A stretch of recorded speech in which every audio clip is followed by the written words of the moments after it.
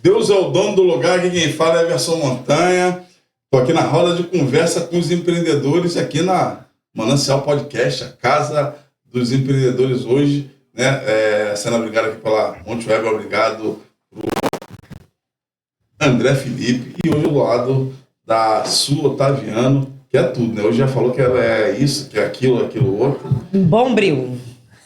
Mil e uma utilidades. Hoje a gente está com um convidado aí de responsa. Pesadão. De futebol. Fala comigo aí. Apresenta ele aí. Então, nosso convidado de hoje é... Já esqueceu. E já esqueceu? Não esqueci. Galo Fernandes. Galo Fernandes. Galo. Gente, eu tô tão fissurado na blusa dele. Deixa eu falar aqui, por causa do Galo da Madrugada, do Carnaval. E ele, ótimo. Não sei se ele não gostou, mas eu adorei o galo ali, ó. Não por causa do nome, mas por causa do Galo da Madrugada. E a cor também combina. O Galo não é da Madrugada, esse é o Galo Fernandes mesmo, mas deve ter algum parentesco lá com o Galo da Madrugada. Mas, conta um pouquinho de você pra gente. então, meu apelido, né?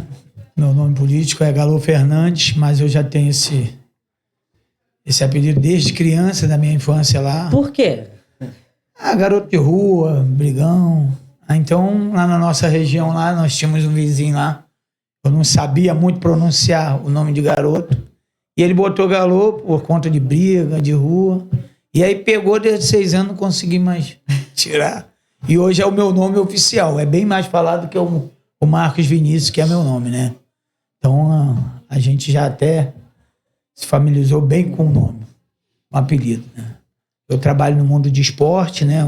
Meu foco é o mundo do esporte. E tem por outra parte lá, meu trabalho político, né? Então eu faço um desenvolvimento político na região da Pavuna ali, Costa Barro, um lugar onde eu me criei, né? Sou nascido em Minas Gerais, no Antônio Carlos, mas vim muito jovem para cá. E minha vida toda foi na Pavuna ali. Já tá até puxando ali, já virou até o carioca, já, né? Já tá no carioca. Já tá carioca. Porque o mineiro Fala uai. E uai. Mais uai. O meu pai eu vim com 6 meses, né? Então eu não peguei nem uai. Mas se eu for lá pra mim, na minha família lá, uns 15, 20 dias, volta tudo de novo. Uai, você já volta falando uai, né? Sempre direto a gente vem com isso ali já. Família mineira, né? Mas aí me fala um pouquinho. A gente tem uma pautazinha aqui, mas assim, a gente nos bastidores fiquei muito curioso, né? Que ela até perguntou, você vindo do futebol, né? Tem uma carreira técnico da CBF, né? Agente CBF, e agora vivendo uma vida política, né? Que não é nova, né? Já tem um tempo também. O que houve para você fazer essa transição?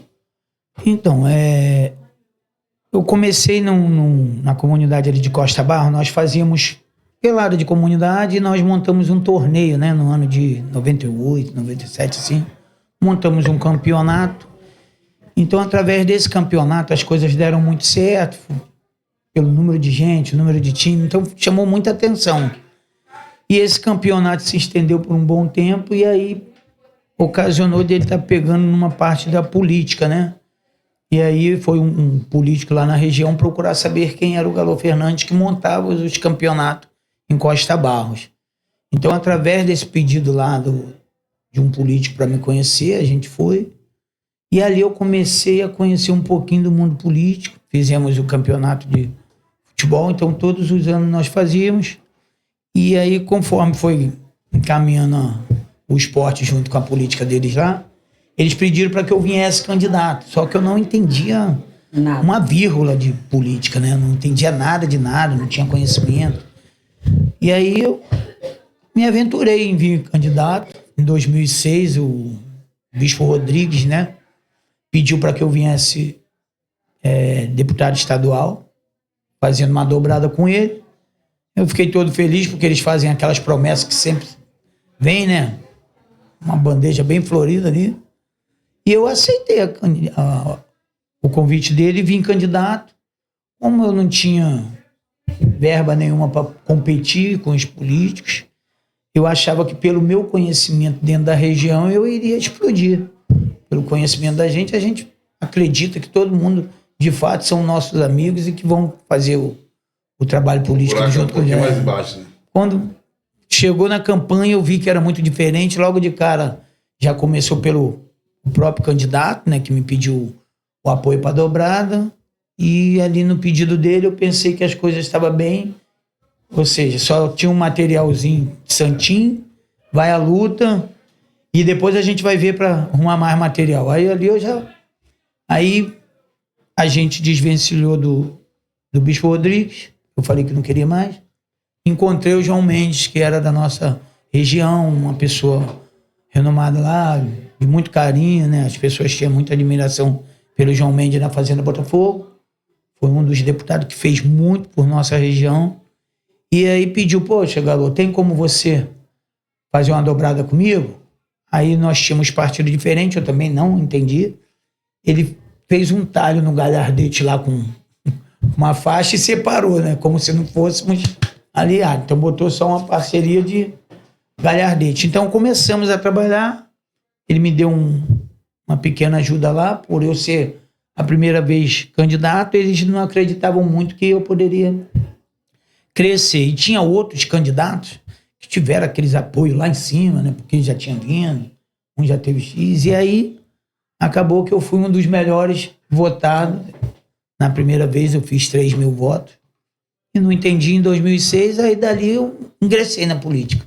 2006, aí em 2008, o professor Oster e o prefeito pediram para que eu recuasse e apoiasse o vereador. Eu fiz segmento e comecei a ingressar. Então, quando eu recuei ali em 2008, a gente conseguimos eleger o prefeito da época e elegemos também o vereador professor Oster. Na de 2010, que era que eu viria candidato, né, aí veio o convite lá do nosso deputado Eduardo Cunha, e aí eu falei, eu acho que eu cheguei onde muitos queriam chegar, né? Então aceitei o convite do Eduardo Cunha e ali eu ingressei firme para dentro da política e comecei a entender. Ainda estou buscando entender o máximo que eu puder. Falta algumas coisas, mas tenho aprendido muito com o Eduardo Cunha e o gabinete lá. E depois disso eu comecei a fazer um trabalho com futebol em 2010. Aí eu paguei um curso, paguei uma formação. E eu levava muitas crianças, né, que não tinha condição nenhuma. Então, através do que eu conseguia arrumar com os governos, eu investia nas crianças. Pegamos 23 crianças, eu, Vantuil, falecido Vantuil, pegamos 23 crianças e levamos para Araguari, uma das últimas municípios lá de Minas Gerais, quase fronteira com Goiás. Fomos para lá e nós éramos o cozinheiro, nós fazíamos tudo pelos garotos. E acreditando que nós poderíamos fazer algum jogador, né? E conseguimos, né? O Adriano, que foi um dos jogadores do Cruzeiro, inclusive, era do nosso projeto também. Então, através do Wallace, que é um amigo nosso lá, que também é um preparador lá, faz um bom trabalho. E ele conseguiu decolar, a gente ficou muito feliz que pelo menos um do nosso grupo lá, de um projeto que era um projeto que ninguém acreditava, a gente conseguiu fazer um jogador. Então aí eu comecei a me envolver com futebol, fui fazer o curso na CBF. Eu tinha que ter uma formação para eu poder estar investindo nos garotos, estar oficialmente, né? Não tá aquela coisa ilegal. Aí eu fiz um monte de curso na CBF, preparador físico. Tu viu que você reparou que ele quando entra no projeto, ele vai em frente. Ele mergulha, né? É verdadeira imersão. Que a gente fica ali, acaba que a gente se empolga muito, né? E a gente vê, por morar em comunidade, mano, eu passei muita parte da minha vida ali sofrendo. Então a gente vê as crianças falar, pô, Galo, compra uma chuteira pra mim, um meião.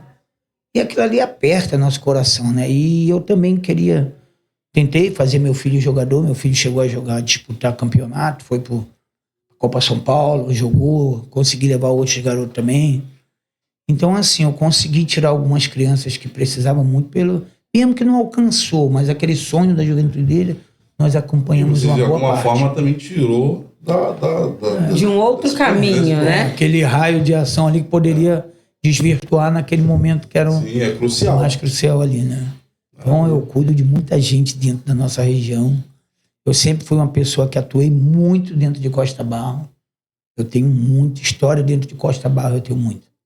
A gente tem um filme gigantesco no mundo que eu entendo lá social dentro de Costa Barro. Meu nome, ele é bem falado lá dentro. Coisas positivas. Às vezes a gente encontra aquelas oposições, mas são oposições que não têm fundamento, entendeu? Uma que eles nunca fizeram nada, os que são oposição de fato. A sua grande maioria nunca fizeram. Eu acho que quando você é uma pessoa que vê seu bairro crescer, eu acho que você tem que dar força para quem está fazendo. Acho que tu não tem que ir contra, porque a pessoa é seu adversário político, ou porque a pessoa não se dá contigo, ou você não tem entendimento com aquela pessoa. Eu acho que você não tem que fazer uma crítica quando está crescendo. Acho que você tem que ser uma pessoa que seja adversário político, ou seja qual for, mas que estiver dando certo, você tem que apoiar o projeto. Ruim de tudo, não atrapalhar, né? É uma das grandes. Pauta, vai entrar na pauta agora. Galo, me diz o que você acha que nos últimos 5 anos, 5, 4 anos a prefeitura fez lá no seu bairro? Então, de melhoria. A última vez que eu me recordo lá no meu bairro, na época, hoje é o mesmo prefeito por uma casa, né? Mas naquela época, em 2010, foi feito bastante obra. Mas nos últimos 5 anos aqui, nós não vimos praticamente nada, né? O que vê é o sofrimento, é a agonia dos moradores pedindo, implorando. É bem vergonhoso o que a gente assiste hoje dentro dos governos, né? Ainda mais o governo municipal hoje deixa muito a desejar dentro da nossa região. A gente vê pessoas suplicar, é uma coisa que parece que a pessoa está ali se humilhando para que conserte uma passarela. É custo quase que zero para uma prefeitura fazer uma passarela para o morador atravessar. Cadeirante implora. Nós temos uma vizinha nossa lá, uma colega minha de infância, né, a Carol. A mãe dela empurra a cadeira de roda dela uns 600 metros, mais ou menos. Ela empurra ali da Escola Pedro Varela, ali, que é perto da Rubens Paiva, ela empurra até a estação. Quando chega na estação, ela não consegue subir porque é escada. Eu tive uma briga muito ferrenha com o pessoal lá do metrô, na época, para fazer uma rampa. E no sentido, fazendo Botafogo, a gente implorou para ter uma rampa para essa menina. Não só ela, como outros. Beneficiar a população. E é uma coisa que você tem que se humilhar e mesmo assim tu não consegue. Entendeu? Aí você vê as verbas, as coisas aparecerem, os projetos que eles têm interesse, parece de um dia para o outro, é um estalo. Você chega lá, tem que aprovar, amanhã está aprovado. Aí quando é para fazer uma passarela para o cidadão que paga seus impostos, seus atributos, ele não consegue. Aí se humilha. Aí o que acontece? Nós que somos a liderança dentro do bairro, é a pessoa ligada ao governo, ao estado, ao município, seja lá qual for o alvo, aí nós viramos o alvo. Porque o morador se espelha, o nosso prefeito aqui é o fulano, o nosso governador é o ciclano. É os mais próximos para eles fazer esse seu pedido. E a gente não consegue ter essas facilidades para fazer as coisas melhorarem dentro. A gente vê ali a Caria, um cenário que todos os anos, sem exceção, quando dá aquela chuva de verão, você vê 1 milhão de políticos ali. Porque não, tem que fazer isso, tem que fazer aquilo, mas não é feito. Esse ano foi um dos piores para os nossos moradores da Fazenda Botafogo. Uma coisa lastimável mesmo, você vê o morador chorando, você vê aquele monte de família chorando porque não conseguiram salvar nem suas roupas. Então isso foi o fim da picada aquilo ali. Nós temos o metrô que passa em Irajá, ele é por cima. Tinha interesse político e a política da região tinha força. Então, por ter força, ou você faz por cima, ou então a gente não vai assinar para aprovar o projeto. Passou por cima. Quando chega na Fazenda Botafogo, que também tem que ter o mesmo, ainda mais ali que tinha esse fluxo do rio lá, que é gigantesco, ali sim precisava. O mesmo político não poderia apoiar esse projeto? Não, vamos por cima. Mas não pensaram em projeto futuro, porque não moram lá. Aí ia ver projeto pro futuro? Não iam, porque não era de interesse deles. Então deixou as pessoas lá, como sempre a gente, na região de Fazenda Botafogo, Costa Barra, Pavuna, o Rio, tudo ali enche. Porque Pavuna, como diz um político antigo, um prefeito antigo que a gente sempre lembra, ele falava: a entrada do Rio de Janeiro é na Pavuna. Aí a gente ouvia aquele outro discurso: será que é a entrada? Ou é o final? Não. Então a gente ficava aquele ponto de interrogação, mas é uma coisa assim que a gente sofremos muito ali, vamos continuar por um bom tempo sofrendo, que eu não acredito que seja um projeto muito rápido para se tirar do papel ali, para poder ajeitar aquele ponta do rio ali que todo mundo deságua e um desastre. Essa aqui além do ela já falou que tem um monte de docs aqui, mas quem vai fazer a pergunta de saúde sou eu. Né? Clínica da família, posto de saúde, né? Como é que está sendo a questão dos atendimentos para a tua região? O que você tem visto de reclamação dos moradores? Montanha, assim, não é só na nossa região, né? Eu acho que hoje é quase geral, que... em todos as áreas que se tem... Eu fui do Gasola ali 2 anos, fui acadêmica do Gasola ali. Não, o Gasola... Mas eu trabalho no Gasola. Então já estava lá. 2 anos. Então pegou uma parte ali problemática. Muito. Eu peguei... Eu acho que tu pegou o Alexandre, aquele do cabelinho, qual era o nome dele? Acho que era Alexandre mesmo, um dos diretores. Acho que foi até preso na época lá. Os problemas Não, nossa, dessa época não. Então, graças a Deus, estava fora dessa. Então, assim, nós vimos muita coisa acontecer ali dentro. Gasola, então, nossa. UPA, em todos os lugares. O que a gente vê muito? E acredito que nós nunca vamos mudar, porque a política do nosso Rio de Janeiro hoje, ela já está habituada a isso. Controles nos órgãos públicos, coisas que não são dele. É público, é do povo. Mas já é costume de todos os políticos. Ou você é o coordenador da pasta. Não, quem é o secretário da pasta? Fulano, só vai atender... Fulano, Ciclano, Bertano só vai atender isso. Então, faz parte, é o jogo, a gente fica vendo. Desleal pro morador, a população, é um jogo desleal. Quem perde é a população. A população não sabe a força que tem, por sua vez. Então, a gente fica vendo como é o jogo político deles. Então, a gente chega lá, tem que operar ou fazer uma cirurgia, uma coisa que é emergência. A pessoa tá precisando.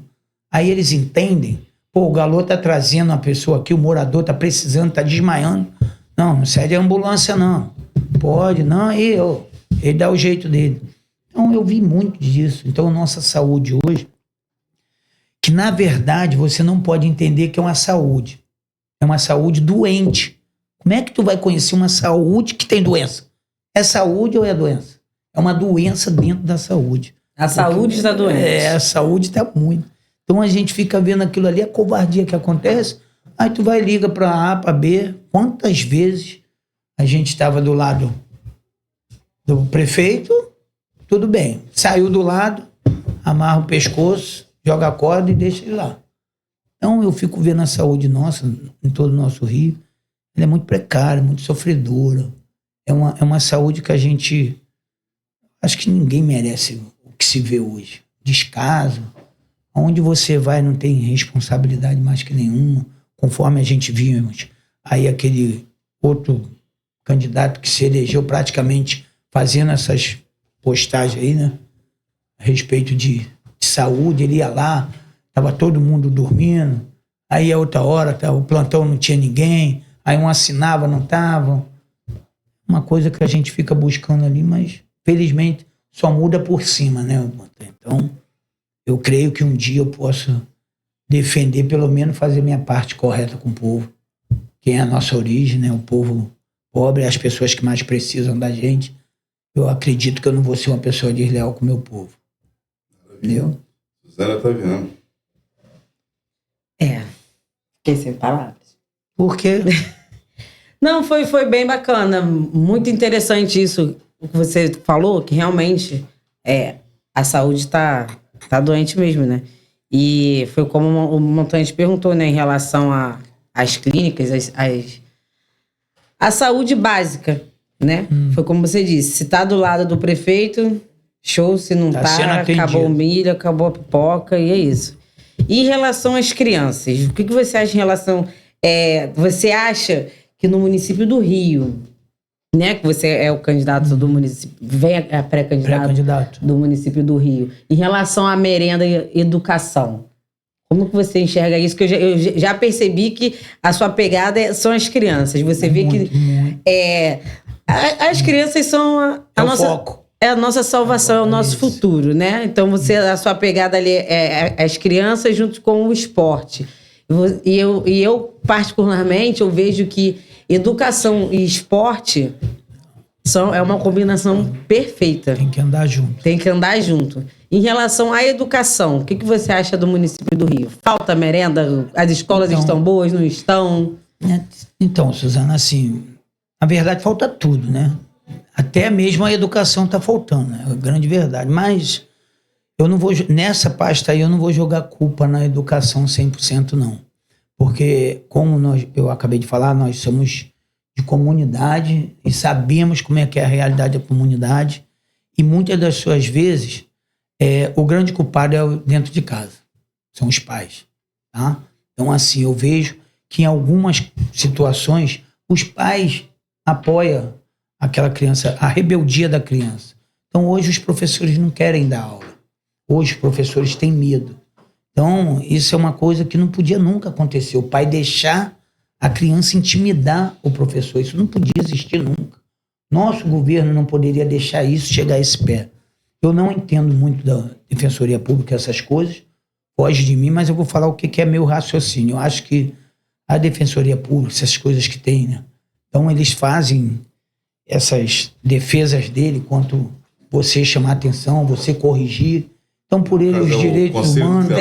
Então, aí vem direitos humanos, entra esse monte de pessoas na pasta da educação, no direitos humanos, tudo, e acaba que você perde. Eu mesmo tenho episódio nessa questão de uma intervenção com o meu enteado, né, que está aqui, que a gente fica tolhido de, inclusive a criança, por fazer parte de todo o processo, ela também usa isso a favor dela quando dessas informações, quando para ela é favorável.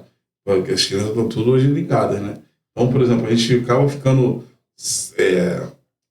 com o pé e mão atada para poder chamar a atenção de uma forma mais rígida, para você botar... Não pode mais fazer nada. Você fica bem... Essa é a grande verdade, porque hoje o que eu estou passando aqui para vocês, assim, eu vivenciei, eu vi o dia a dia. Eu vejo pais e mães falar, poxa, Galo, vê uma vaga lá pro meu filho, vê uma vaga... Eu cansei de ver isso.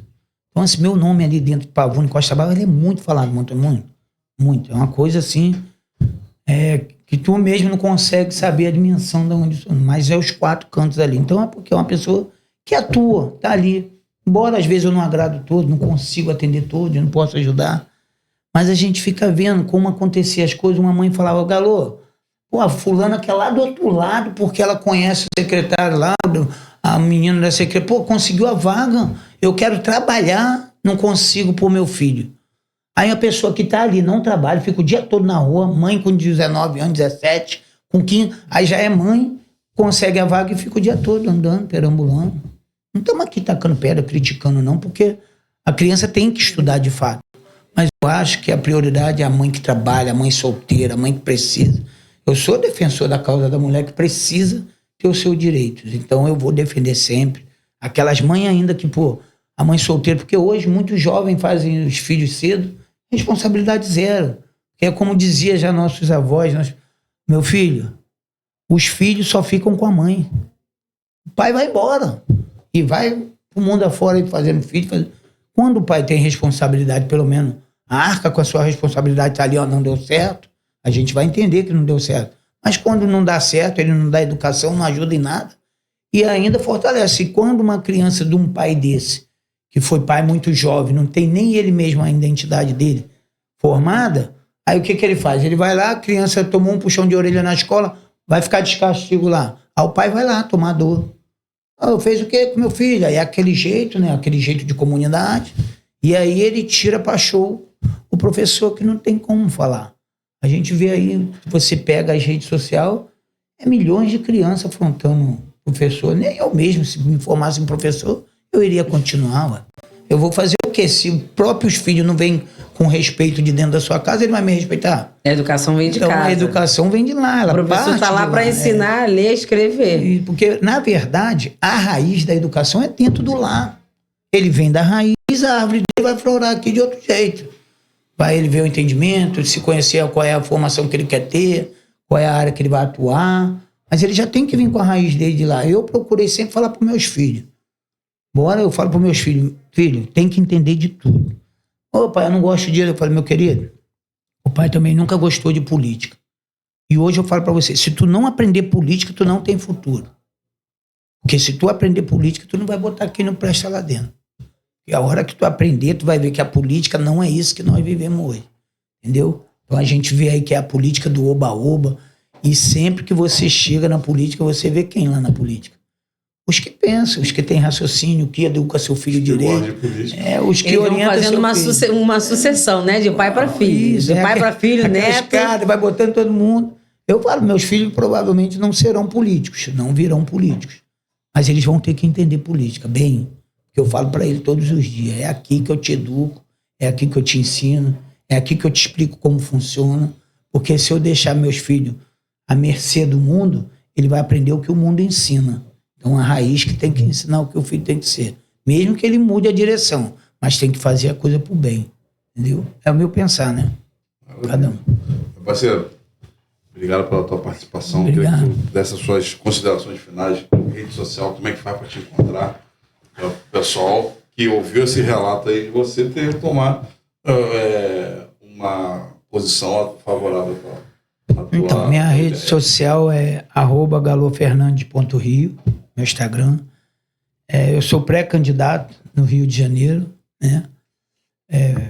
Atuo ali na Pavuna, apesar que eu estou em 47 comunidades hoje, eu ando, rodo tudo, não paro, é incansável, quase não tenho tempo nem para dormir direito, mas a gente pensa num futuro para nossas crianças, nossos jovens. Então, assim, eu sempre vou estar aqui para apoiar tudo que for beneficente para a família, morador, defesa da mulher, conforme a gente fala, né?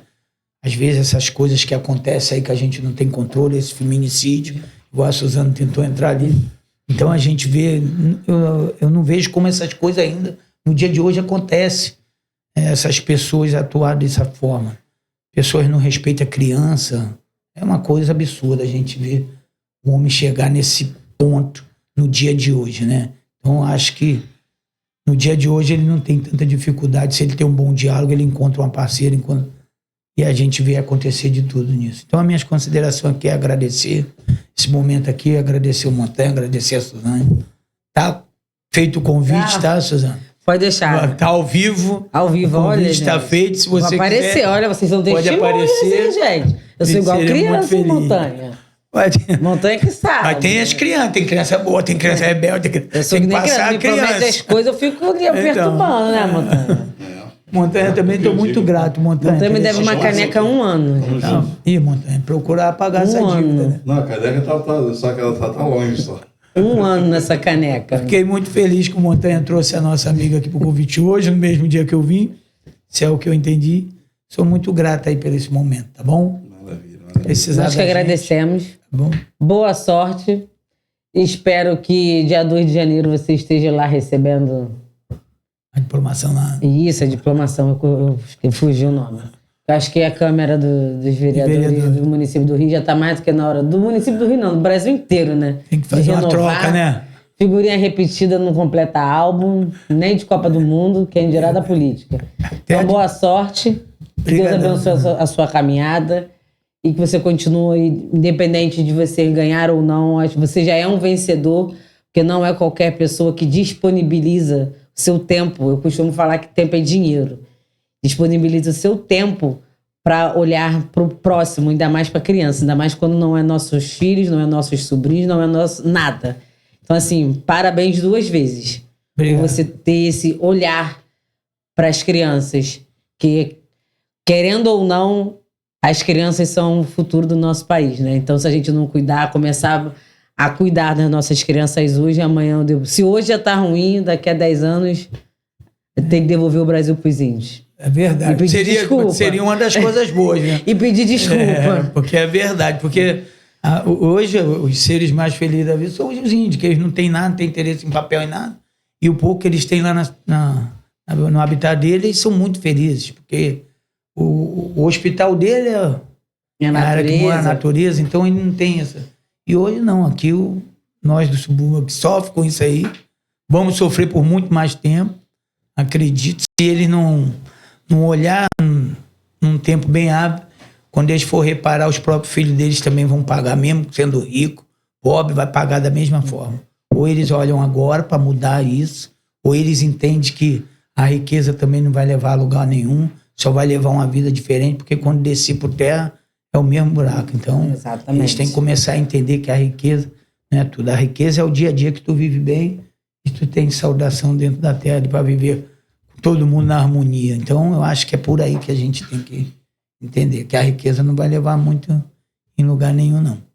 Entendeu? Com essa fala, a gente encerra mais esse episódio. Se inscreve no canal, dá aquele like e bora viver, que viver é diferente de estar vivo. Acabou o esculacho.